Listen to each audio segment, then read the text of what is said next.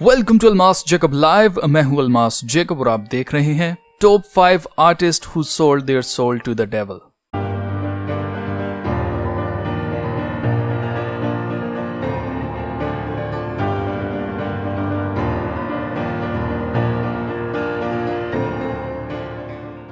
जिस किसी का भी नाक बहने लगता है, साइंस उसे नज़ला जुकाम की बीमारी कह देती है। जिस किसी को भी आवाजें सुनाई और चीजें जैसे साए दिखाई देते हैं जो दूसरे लोगों को सुनाई नहीं देती आवाजें और ना ही दिखाई देते हैं साए, साइंस उसे हेलोसिनेशंस की बीमारी का नाम दे देती है। इसी तरह कुछ लोग कभी कुछ बन जाते हैं और कभी कुछ, एक ही पल में अच्छे और एक ही पल में बुरे बन जाते हैं, लोगों को मारने लग जाते हैं, एग्रेसिव हो जाते हैं। और जब उनसे पूछा जाए कि तुम हमें क्यों मार रहे थे, तो वो कहते हैं कि मैंने तुम्हें कब मारा। जो कुछ वो करते हैं उन्हें वो याद ही नहीं रहता और ना ही उस पर उनका कोई कंट्रोल रहता है। साइंस इसे alter egos, split personality, schizophrenia की बीमारी का नाम दे देती है। लेकिन क्या सारे फेमस सेलिब्रिटीज को एक ही बीमारी हो सकती है? आज की वीडियो में हम 5 ऐसी सेलिब्रिटीज के बारे में आपको बताएंगे जिन्होंने अपनी रूह शैतान को बेच दी और उन्होंने बदले में शोहरत की ऊंचाइयों को छुआ। ये लिस्ट काफी लंबी हो सकती थी, लेकिन मेरे ख्याल से इन 5 सेलिब्रिटीज के बयान ही आपको सोचने पर मजबूर कर देंगे कि क्या इनको कोई बीमारी है या इनके साथ कोई रूहानी मसला है। सबसे पहले हम बात करेंगे ब्रिटनी स्पीयर्स की, जिसे सारी दुनिया जानती है। इंटरव्यू के दौरान ब्रिटनी किसी चीज को देखकर उसे हेलो कहने लग जाती है और अपने आप को स्ट्रॉन्ग ब्रिटनी कहकर हौसला रखने के लिए या मजबूत होने के लिए कहती है और फिर रोने लग जाती है। ब्रिटनी स्पीयर्स की अल्टर ईगो का नाम मोनालिसा है और ब्रिटनी इस पर एक पूरा गाना भी बना चुकी है। इस गाने में ब्रिटनी कह रही है कि मुझे आपको एक कहानी सुनानी है। ये मोनालिसा की कहानी है जिसे सभी अच्छी तरह से जानते हैं, लेकिन अब मैं उसे उसके मंत्र से आजाद करना चाह रही हूँ या आजाद कर रही हूँ। कोई भी ब्रिटनी स्पीयर्स की अल्टर ईगो के बारे में नहीं जानता था। ब्रिटनी स्पीयर्स ने अपना कैरियर आगाज किया 1998 में, जब hit me baby one more time इसका गाना बहुत ज्यादा फेमस हुआ था। उसके बाद 2005 में ब्रिटनी ने यह गाना बनाकर सबको अपनी अल्टर ईगो मोनालिसा के बारे में बताया था। तो अगर कोई मोनालिसा को जानता ही नहीं था तो गाने के मुताबिक सब उसे अच्छी तरह से कैसे जानते थे? मतलब साफ है, ब्रिटनी उस बदरूह को अपनी कामयाबी का क्रेडिट दे रही है, जिसकी वजह से दुनिया को ब्रिटनी के बारे में पता चला था। ये आर्टिस्ट जो अपनी रूह शैतान को बेच देते हैं, ये अपने जिस्मों को शैतानी बदरूहों के कंट्रोल में दे देते हैं और ये बदरूहें इनके लिए परफॉर्म करती हैं, गाने लिखती हैं, लिरिक्स लिखती हैं, म्यूजिक बनाती हैं और इस तरह की तरह की चीजें करती हैं। और इसका मकसद एक ही होता है, इनके आका शैतान की बादशाहत को इस दुनिया पर लागू करना। इस बात को आगे चलकर जिस पर्सनैलिटी के बारे में मैं आपको बताने वाला हूं, उसमें आपको ये चीज साफ जाहिर हो जाएगी, इसलिए वीडियो के साथ बने रहिए। नेक्स्ट हम बात करेंगे बियोंसी नॉलेज की। बियोंसी हॉलीवुड म्यूजिक इंडस्ट्री की मलका मानी जाती है, लेकिन बियोंसी की भी एक अल्टर ईगो है जिसे बियोंसी साशा फियर्स के नाम से पुकारती है।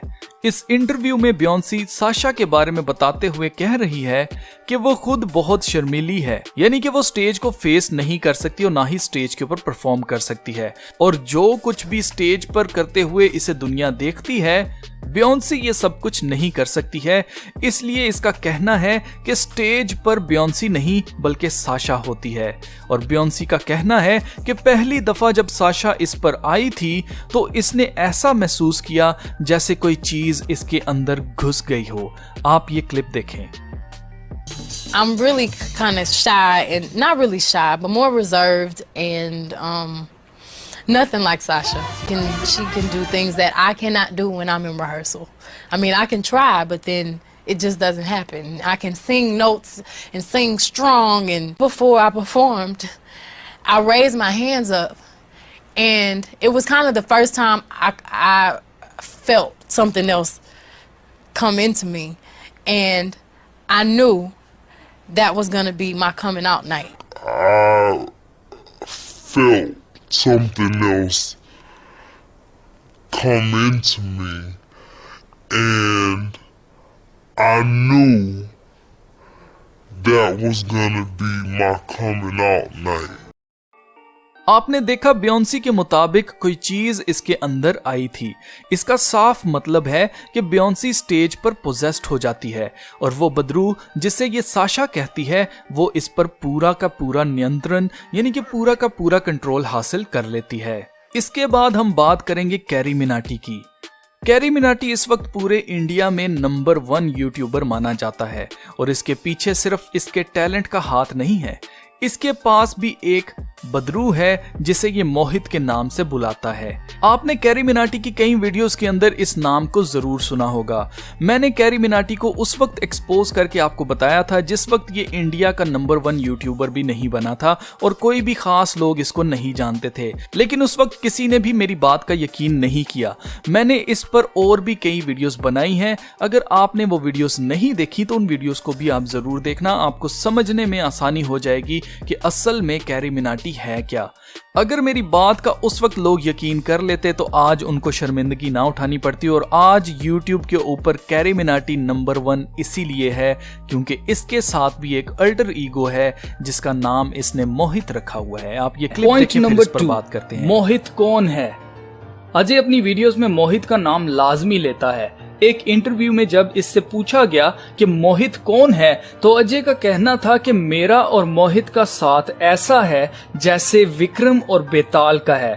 नेक्स्ट क्वेश्चन है कि मोहित कौन है भाई? उससे गाने चलवा या उसे नचवा, हमें बता भाई ये है कौन मोहित? अब ऐसा है, मैं एक बार मंदिर गया था, है ना, तो हुआ ये, मैं ऐसी हनुमान चालीसा पढ़ रहा हूँ, एकदम से मेरे को किसी ने पीछे से धप्पा किया, है ना, फिर उस टाइम से वो था मोहित। हमारा ऐसे विक्रम बेताल वाला सीन है एक तरह से। वो हमेशा मेरे साथ रहता है। सारे घर के काम भी करवाता है, अभी भी है वो, अभी भी है वो, अभी भी है वो, दूध भी दिलवाता है, सब कुछ करवाता है। हाँ, वो सारे काम करता है। अभी कहाँ है मोहित? कहाँ है?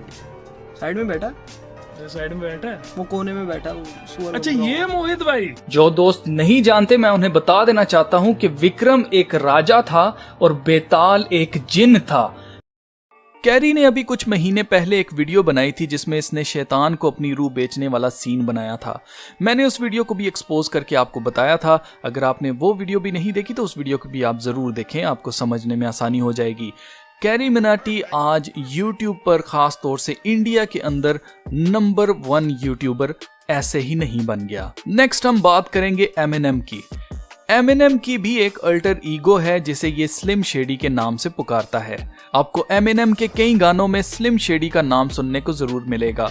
स्लिम शेडी उस डीमन का नाम है जिससे एमिनेम अक्सर भागता रहता है। इसकी म्यूजिक वीडियोस में हमेशा कोई ना कोई शैतान इसका पीछा करता रहता है और हर दूसरी सेलिब्रिटी की तरह एमिनेम भी अपनी अल्टर ईगो को क्रेडिट देने के लिए इसके ऊपर एक स्पेशल सॉन्ग भी बना चुका है, the real slim shady. Last but not least आखिर में हम बात करेंगे निकी मिनाज पर। बाकी सब सेलिब्रिटीज की तरह निकी मिनाज की एक नहीं बल्कि बहुत सारी अल्टर ईगोज हैं। इनमें से एक का नाम बहुत ज्यादा मशहूर है जिसे ये रोमन के नाम से पुकारती है, जो एक लड़के की रूह है। एक इंटरव्यू में इंटरव्यू करने वाला इससे पूछता है कि आप अपने हर चीज का जो बुरे काम है उसका इल्जाम आप रोमन के ऊपर लगा देती हो, क्या इसका मकसद ये तो नहीं कि गंदे काम या बुरे काम आप खुद करो और आखिर में नाम आप रोमन के ऊपर लगा दो? तो निकी मिनाज उसे जवाब देती है कि मैं चाहती हूं कि रोमन के ऊपर इल्जाम लगे।